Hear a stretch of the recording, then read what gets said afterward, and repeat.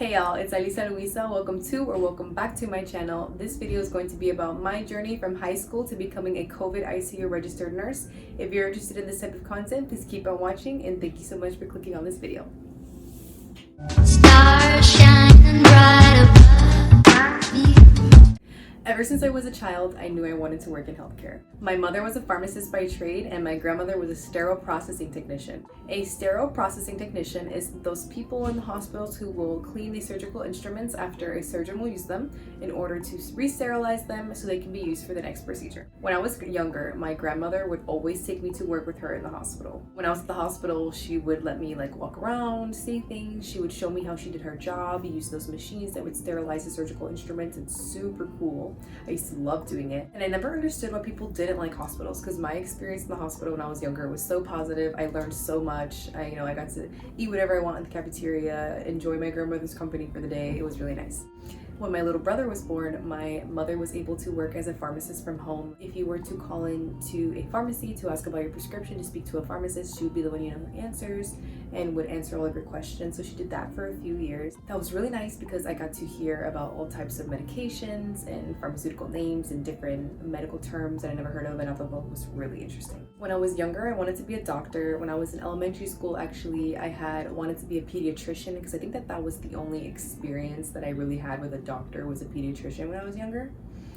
When I was in middle school and high school, I wanted to be an OBGYN, and until mid-high school, I was pretty set on that until I started to research a little bit more about how you become a doctor and residency and medical school, and then I decided that it really wasn't for me. Also, while I was in high school, I was able to participate in a program that some people call it HOSA. We didn't really have a name for it. It was just like the pre-health program type thing. And in the program, at the end, you were able to get a certification to become a certified medical administrative assistant, which are basically the people in the doctor's offices that will take your insurance, your ID, process everything, etc. They're kind of like those front office people who are well versed on HIPAA, medical privacy, insurances, and things like that. During the first year of this program, which was my freshman year, I was able to take anatomy and physiology. And during the second year of this program, I was able to go to the local hospital for 3 days a week to shadow various healthcare professionals. I shadowed ultrasound techs, radiology techs, physical therapists, occupational therapists. This experience was extremely eye-opening for me, and I was able to be exposed to a lot of other medical professions that I never really learned about before. And during this experience is when I decided that I wanted to be a registered nurse. When I was in the pediatric emergency department with the nurse that I was assigned to that day, I remember watching her chart, watching her interact with her patients and the family, and that was the day that I just fell in love with nursing. I just decided that day, this is what I want to do. I love this. I'm so fascinated by what she's doing. It's amazing, and I fell in love. I decided to be a nurse, and I haven't looked back since. Now let's talk a little bit about my stats from high school going into college. My weighted GPA was a 3.87. My unweighted GPA was a 5.2. My ACT score was a 32, and my SAT score was a 1460. Also, while I was in high school, I participated in several clubs, organizations. I had over 250 service hours. I was in the National Honor Society, National Science Honor Society, International Thespian Society, choir, and a few other things that I can't really remember off the top of my head right now because it was a long time ago. I got into every university that I applied to, but ultimately I chose Nova Southeastern University because they offered me a full academic scholarship. I'm so lucky to have been awarded that scholarship. It really helped out me and my family when I was in college, and my school was just really expensive, so that was great. When I was in college, I was admitted basically kind of like a sophomore because I had a lot of credits from AP and dual enrollment courses that I took when I was in high school. So essentially when I got to college, I was mainly taking nursing prerequisite courses such as anatomy and physiology, microbiology, statistics, psychology, human growth and development, etc., those types of courses. I know ASN and BSN programs do differ. I'm not as familiar with the RN or the ASN programs, but if you're interested in a video about those types of programs, please let me know.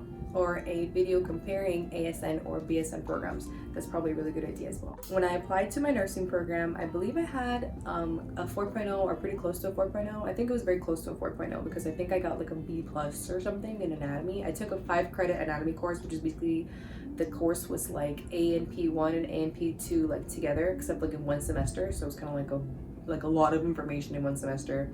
So I did get a B that semester, and I honestly blame it on having a boyfriend.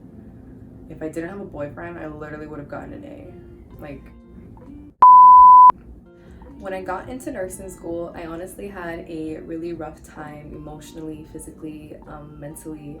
During my first semester of nursing school, I went through a lot. They say everything bad happens in threes, and that's exactly what happened to me. I was broken up with over a text from a 4-year relationship. My dog died.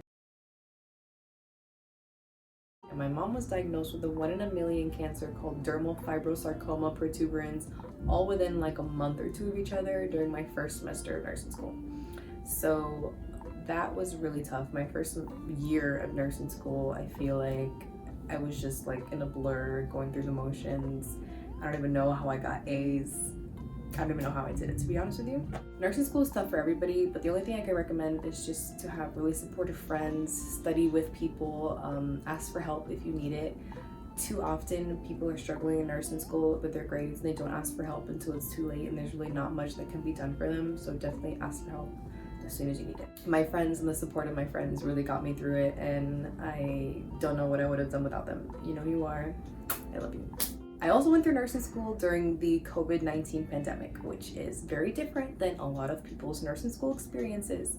So halfway through my 4th semester, I think, my 3rd or 4th semester, I think, I don't really remember, I think it was my 4th, COVID began. So basically I was able to have clinicals in the second half of my 2nd semester, I think in my entire 3rd semester, and then 1/2 of my 4th semester. I did not have clinicals again until my practicum, which was at the end of my 7th semester. So imagine I had about 3 semesters not going to clinicals. So it was really, really difficult for me when I got a job as a nurse, and I was kind of thrown into that, you know, with not a lot of clinical experience as they're used to. I graduated nursing school with a 3.0 GPA, and I'm very proud of myself for that because there was a lot going on. I also participated in our nursing student association. I was very involved in that. I got a cord for that at graduation, but that was really the only extracurricular type of thing I did in college, because I also did always work part-time in college up until my 2nd semester, because after my mom got sick, it was just really difficult for me to be working and going to school with all the responsibilities that I had in my household. Fast forward to me graduating from nursing school, starting to look for a job, starting to study for the NCLEX, all of these things. I actually applied for my job before I started studying for my NCLEX because the application was open, I believe while I was still in school or right as I was finishing school, something like that. So I did my work application.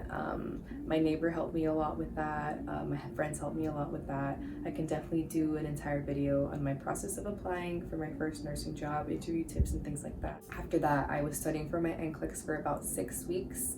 I used a variety of resources from free to paid. Most of them I honestly got for free. I don't actually think I paid for anything to study for NCLEX that I recall. No, I don't think I did. I don't think I paid for anything. I was really lucky for that, and I'll definitely do a video on how you can pass your NCLEX in 75 questions just like me without spending any money. So definitely stay tuned for that video. I took my NCLEX at the end of June, 75 questions, the test shut off. I said hallelujah. I got out of there. Honestly, I knew that I passed because I was getting mostly select all questions and I was really, really confident. And as soon as it shut off at 75, I was like, I got this. In July, I started my first nursing job in the COVID ICU. I was able to apply for this position through a nurse residency program at my local hospital. There were only 2 ICU positions available, and I was one of the 2 who was blessed and lucky enough to be offered that position. I love the people that I work with. I love my unit. It's such a tight-knit family. Everybody helps you out. Everybody supports you. It's honestly a very tough specialty to be thrown into as a new grad nurse, but you have to have certain characteristics to really to be an ICU nurse. You really have to be quick on your feet. You have to be someone who learns very quickly and is just really, really good with critical thinking, because you have to be on top of a lot of things in the ICU. I love it because my brain is very, good with math, and you have to titrate medicines. There's just so many variables you have to be thinking about at all times, and I really just love the ICU. I'm very blessed for the job that I have. Caring for COVID patients is very difficult in this pandemic, especially because I live, with my mother who is immunocompromised, and seeing people die pretty much every single time I go to work is very difficult as well. It's honestly a struggle, something that I have been struggling with mentally, physically. Honestly, my health has deteriorated a little bit since I've started working, but that's a whole other video. And I will be honest with you guys as well. My ICU interview was my first and only interview, and I was lucky enough to get the job offer literally the next day, not even 24 hours later. So I was just so elated because I literally manifested that position at that hospital, that exact ICU. That is always where I said to everybody that that was where I was going to work. So I feel so incredibly blessed and thankful to have been offered that position and have this job today. In the future, I am considering becoming a certified registered nurse anesthetist, but I'm also playing with the idea of becoming a nurse midwife because I just love pregnancy and birth and babies, and I just think that I would really excel in that, and I would love that more than I would love anesthesia. But who knows? I don't know. We'll see. I'm just a young 20-something, figuring everything out as I go, just like the rest of you. I don't have everything figured out. I don't have everything together.